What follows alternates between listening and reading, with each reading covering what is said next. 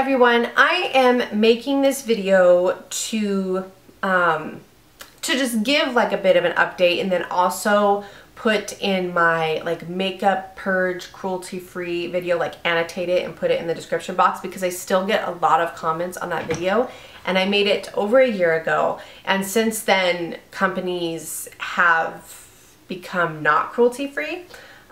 So I just wanted to kind of update that and direct people to this video, and then anyone new watching or just interested in like an update can watch this really quick. I'll do a longer video in the future, but I will leave some links to some people below that have done a really good job at explaining stuff when it comes to cruelty-free, because sometimes I really suck at verbalizing. Since I made that video, Stila, Urban Decay, Tarte, NYX have all become non-cruelty-free companies. Am I missing anybody? Stila, Tarte, Urban Decay. Yeah, those were the three big ones. And then there was like a weird thing with Jordana and Milani that I'm still not 100% sure about, and I'll talk later. As far as I know right now, they're okay. But NYX was the most recent. And I just, you know what, NYX? This is you, this is me. What are you thinking? Like, seriously, like, what is going on? I kid. I'm not a violent person. I am just annoyed. I am annoyed. And they don't even care. My biggest issue with NYX was that my biggest issue is that they sold out, but the next issue is that they weren't responding to anybody. They just completely ignored the fact that people were catching wind that they were being bought out by L'Oreal. And I'm just like, and L'Oreal, you know what? Shame on you people. Just shame on you. If you work for L'Oreal, shame on you. Like, think about it, okay? I just am so frustrated and fed up with all these companies selling out. And a lot of people will say, well, isn't Burt's Bees cruelty-free, and isn't, you know, Urban Decay staying cruelty-free under the parent company? My standards, I'm not saying what your standards need to be. My standard of cruelty-free is a company that is 100% cruelty-free and is not owned by a company that is not cruelty-free. And the reason why is because if this company owns the pot, right? And they have, you know, their company over here that tests on animals, and you're like, oh, I'm not going to buy from them anymore, and I don't want to, you know, support that. And then they buy a company that didn't test on animals, or still says they don't test on animals, but they still own it.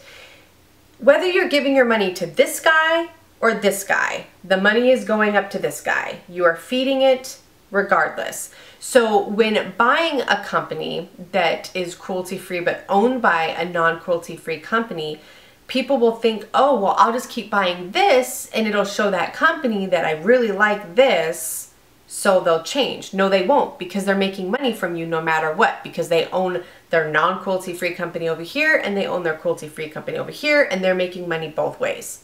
They have no incentive to change. So that is my personal opinion. I can't change what other people think. I can't change what you think. That is just my standard. And if you don't agree with it, that's okay. You don't have to agree with me. But I wanted to put that out there because I do get asked that specific question a lot. And so I find myself answering that question a lot, just to clarify what I mean by that. So I will say though that I am not vegan, and I know that not all, but some people who are vegan will say that someone who's not vegan is not cruelty-free. So there's a lot of different things, a lot of ways that you can go or think or believe or feel, and so like that's a separate video, I suppose. But I do not agree with animals being tortured and abused for any reason. Like, why are we torturing them? There's no reason to torture them. So that's just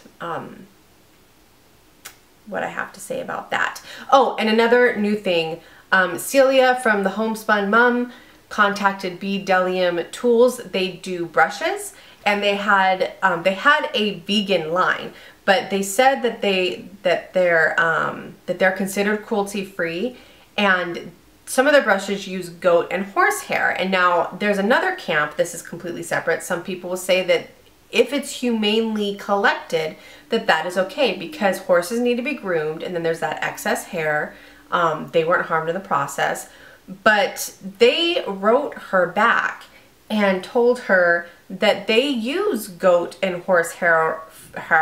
They use goat and horse hair from animals that have been slaughtered for leather purposes or whatever purposes, and then they just use that hair. And so it's kind of like they're saying, like, well, they slaughtered them, we didn't, but we're just, you know, going to use the product. No, that is not cruelty free in my personal opinion. Ugh. Companies, I just don't know, like, how anyone can sit back and watch and be okay with the way that they treat animals. It's really frustrating. But what's also frustrating is that for cruelty-free video makers and bloggers or people that just speak out about it, when these companies sell out, I can just see the confusion on people's faces. I have friends that don't put an emphasis on buying cruelty-free products. They know that I do, and so they'll ask me questions and I'll tell them, and they'll be like, well, if I go to the drugstore, what companies can I buy? And the first one I would always recommend was NYX. And then there's others, but that was like the first one. And that's something that people know and they trust, and they're like, oh, really? I like that brand. They're cruelty-free. That's cool. Like, now I know that I can buy them. And, you know, big companies like Urban Decay and Tarte, and at the time when they're cruelty-free, we're all loving them. We're advertising them and saying, hey, this is great. They're cruelty-free. And then fast forward a few months, we're like, oh, never mind. And then these people that, like, are just like, wait, you told me that they were cruelty-free, and I'm like, yeah, well, they're not anymore. That's discouraging, because then if people are taking the time and switching brands and investing their money in a company, and then they turn around not to be cruelty-free, that is frustrating. So I can totally understand, and it's overwhelming. Like, I am overwhelmed by the amount of information and the amount of confliction and lies that these companies tell. I'm glad that, like, I have women to look to that, like, are on top of this stuff, that I could be like, oh, are you serious? So I can imagine that for someone who doesn't even know where to begin to start, or just feels overwhelmed, that they'd be frustrated that all of a sudden these options are just becoming less and less for them, and something that they thought were cruelty-free is now no longer cruelty-free. And it's just, I think it's frustrating, and I think it makes it harder for new people to make the switch, because they don't, what can they trust? Obviously, like, in the last year, a lot of companies have been bought out, and you're just like, seriously? I just wanted to clear that up a little bit, and I'm sure there's probably a company that I missed. If you have any information, please feel free to leave it down below. As always, like, be respectful. I feel like I'm a respectful person. I respect other people's views and opinions. I hope that you can respect mine.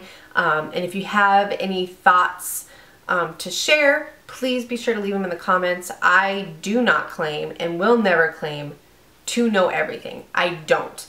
Far from it. And I am as prone to have misinformation as the next person. That's the way that it is. But I do feel like we can all be here to share and learn and inform and help each other out, right? So I hope that you found this helpful, and I hope that if you came here from my other video, that you that this will answer some of your questions, and I hope that you'll stay and check out my other videos that have products that I do really enjoy. So I hope that you guys are all doing well, and I will talk to you soon. Bye.